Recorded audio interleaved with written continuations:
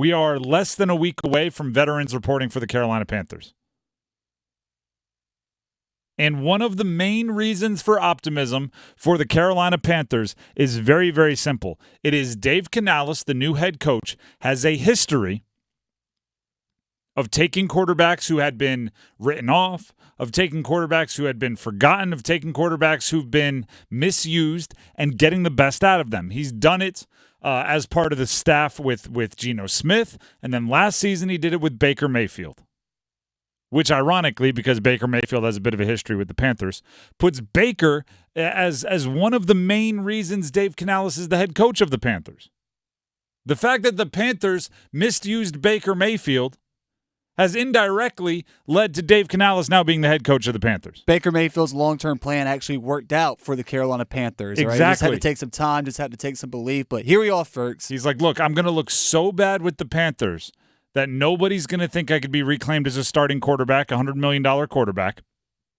I'm going to go to Tampa where I'll link up with a young offensive mind. He'll turn me back into a $100 million quarterback, and that will illuminate who should be the head coach for the Panthers. You're welcome, Panthers. Illuminate, that's a great word. Yeah, everybody's been waiting on the Matt Rule effect, but really it was the Baker Mayfield effect all along. It was him leaving and turning around and saying, here you go. Baker was asked about Dave Canales being a head coach and what his impact would be on Bryce Young. As one of the few quarterbacks that's worked with Dave Canales, his opinion should be listened to on this subject. Here's Baker. Good. He's very relatable, smart guy. He took our receivers coach from Tampa with him to be the OC, Brad Idzik. Really, really good football mind. And I just think those two guys together, around Bryce, is going to be good for him. But Dave's got the definition of an optimist bully. It could be the worst day ever. Everything could be going wrong. And he's sitting there, he's like, guys, I got the next play. And he's got a big old smile on his face. And you're like, this guy's full of shit. Yeah.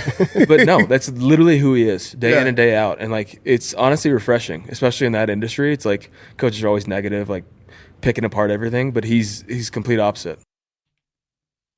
First of all, that is great news to hear, because that is one of the things I kind of worried about with Dave Canales. Is he is a relentless optimist where, he looks for the silver lining in the worst situations. It's not like is the glass half full or half empty. He looks at an empty glass and talks about how excited he is to work to fill it up. And I was worried, what is he going to look like when they lose 3 games in a row? What is he going to look like when he's getting beaten down by an NFL head coaching schedule?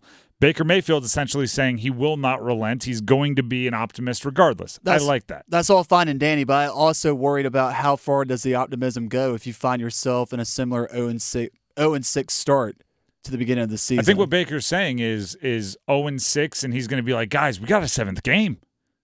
We got an opportunity to end the streak. He's just going to be that guy, which it's better to be that. I want you to be the same in good and bad times. I want you to be equal. But the best part about that quote is Baker was asked, what is Dave Canales going to do for Bryce Young? How is he going to be as a head coach? How is he going to be for Bryce? The best part of that quote is he doesn't go into, play calling strategy or schemes, right? Baker didn't say, he's going to get him working play action. He's going to simplify the game for him. Quarterbacks are unique.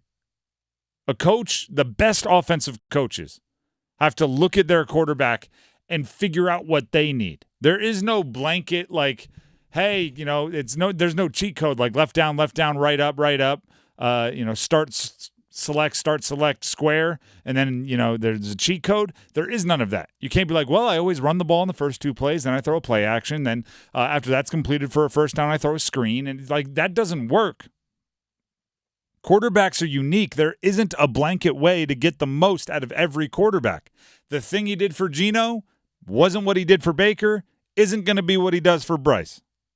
The reason why I love Andy Reid so much as a coach, the reason why I think he's underrated even as he becomes one of the Mount Rushmore coaches and wins a bunch of Super Bowls, the reason why I love Andy Reid so much is because he's won with Donovan McNabb.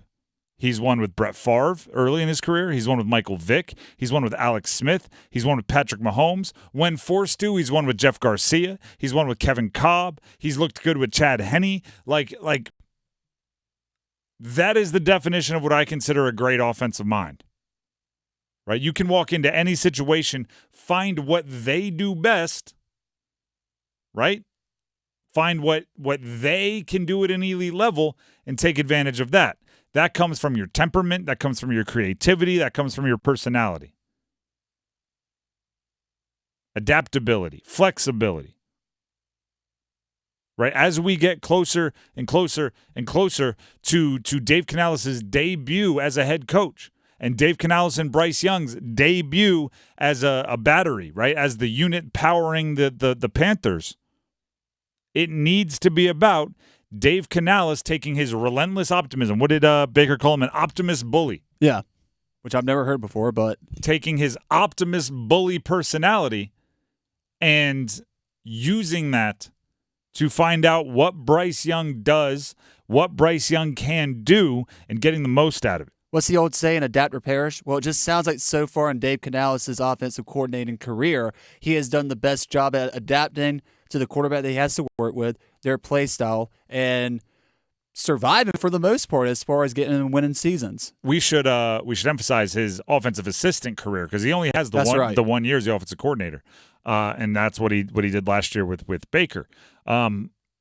But it really is. He's been around, obviously, and we didn't bring up. He was obviously a part of coaching staffs that had a lot of success with Russell Wilson. Russell Wilson, Geno Smith, Baker Mayfield. There's not a ton of similarities there, right? The one thing I guess you could say is Russ, Baker, and now Bryce are all not the tallest quarterbacks in the world, not the 6'5", 240 quarterbacks. So maybe that helps a little bit of it, a little bit of crossover. But Bryce is not Baker. Baker is not Russ. None of those three are Geno Smith. You need to be able to find what they do best.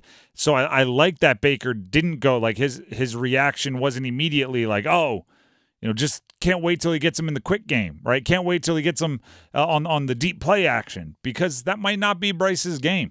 Or he's in over his head. The positivity is all smoke and mirrors. Like, it sounds. I mean, I'm just being honest. At least Baker Mayfield's like giving the stamp of like, no, this is what you get with Dave Canales. Like, I was concerned about exactly what you said, because there is, when somebody is like too happy, I'm going like, what are they hiding? Especially working underneath David Tepper. Like, yeah, I would, if I was walking around that office, I would just have to be like, holding a smile the entire time. When it's raining outside and you walk in and someone's like, oh my gosh, it was so fun outside. Did you jump in a puddle? I'm like, oh. Huh? What? Like, and then you walk in the next day, it's 110 degrees outside, and they're like, oh my goodness, how awesome is it right now? I left clothes out on the line so they dry in this heat. I'm like, what are you hiding? I got a few of those vibes from Dave Canales, but Baker Mayfield saying he's not hiding anything. That's just who he is. He truly is like Pete Carroll, maybe even times 2. Without the chewing gum. I don't know. We haven't seen Dave Canales on the sideline as a head coach. Maybe he's working out a deal with Trident right now. Everybody like that sound?